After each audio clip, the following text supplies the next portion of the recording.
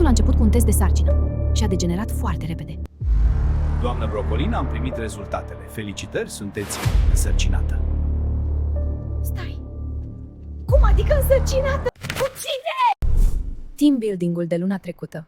Am zis că bem doar un pahar. Au fost mai multe pahare și mai puține haine.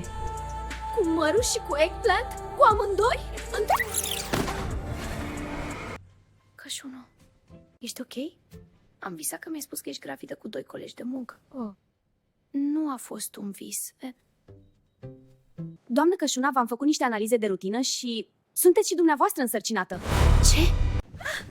Bananito o să mă omoare! Cum o să-i spun lui Bananito? Dragă, sunt gravidă surprise! Tu ai un singur potențial, tată. Eu am 2. Nici nu știu al cui e. Brocolina, toți 3, vin spre noi. Acum ori fugiți, ori explicați. Și cu burtă nu prea mai fugiți.